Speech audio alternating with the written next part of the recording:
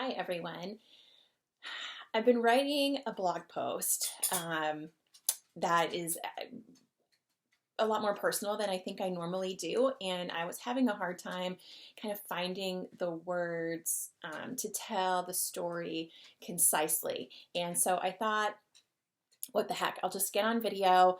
I'm much more comfortable with the dogs or kittens being on video than myself, but here it goes.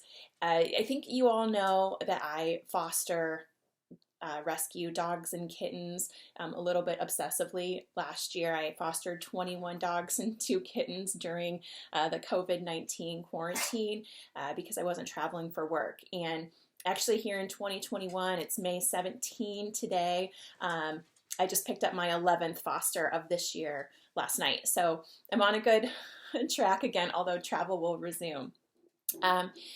But in the foster life, I talk a lot on my site about everybody getting a second chance. And I think it's really clear with a foster or rescue pet that they get adopted, or my fostering leads a pet to get a second chance at a forever home. And that is when their second chance begins. And so in the case of my fostering, I kind of facilitate that second chance, and when I adopt these guys, I'm offering them their second chance at a forever home here with me. But something I don't talk a ton about is that I'm also living my second chance, and that is because 3.5 years, August 3rd, 2018. I have a little bit lost track of time, but it will be 3 years, right? Yeah, 3 years in August. I had a pretty terrible day. At the time, I had been an active kayaker for years, always out on the water.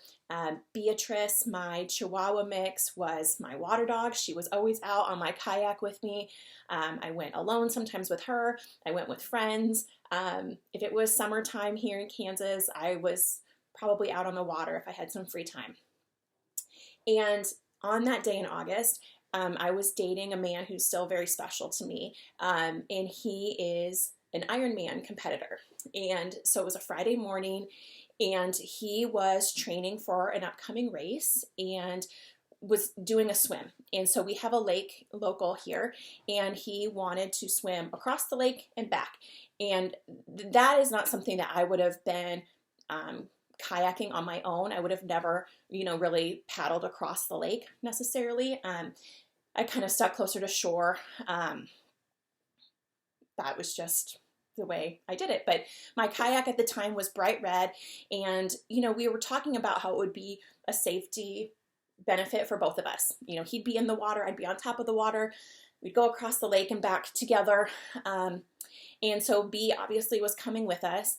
And at the time, Chicken had never been out, but that morning, for whatever reason, she got really excited when we started packing up the life vest, and B's ready to go. And I had gotten a raft for her a couple months prior to take her out on the water at some point. It just had never really felt like the right time. It just felt, I don't know, risky. I would never have done it by myself. And so David and I were talking about it, and we thought, well, what about today? Today seems like a great day to try it out. He would be in the water. It felt like it would be really safe. And so we went out, and he's swimming. I'm paddling across the lake, and I'm a strong swimmer. I would consider myself a strong swimmer. And I had my life vest. The dogs both had life vests on. Mine was tied to the back of my kayak. I think, obviously looking back now, I would do things much differently. I do things much differently. I think my impression was if I needed it, I would have time to, figure that out. But here's how it went. So, he's swimming in the lake, and it was a very, very windy day. And so me paddling across the lake on top of the water was a battle to get across the lake. So I was really paddling hard to keep up with David. but the wind was at us, right? And Chicken was having a great time on her little float. And every time we stopped to check in, we just kept talking about, why haven't we done this before? It's, she's having a great time. And it was all great. But by the time we got across the lake, I was pretty tired. And so we stopped, had a little snack, and then turned around. Well, at this point now, the wind is behind us, and it's pushing me a long ways in front of David. And kind of in the middle, directly in the middle of the lake, Chicken's floaty, the wind pushes it over. And so she's in the water.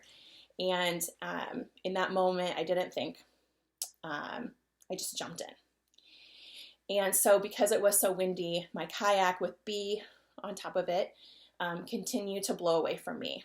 So I jumped in. I still had the paddle in my hands. Very quickly I had to let go of that.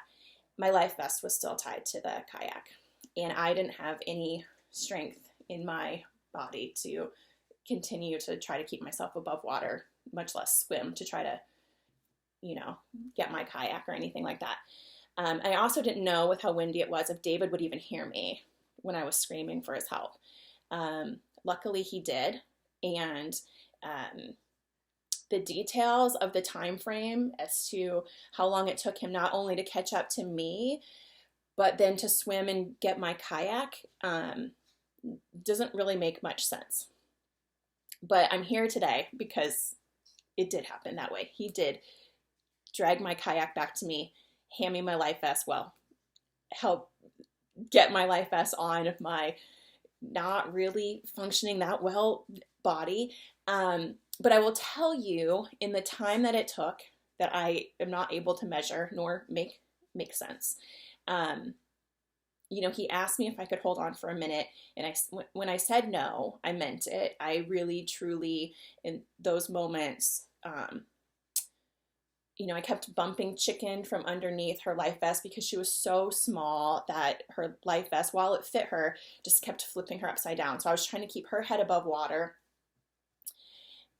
and, hang on as long as I could. I truly didn't think I could. And I remember looking at the sky and thinking that it was the last time I was going to see it. And just all of the I meant to's kept running through my head. All of the things that I meant to do in my life that's all I kept thinking about. And I kept thinking that I'd been wasting my time,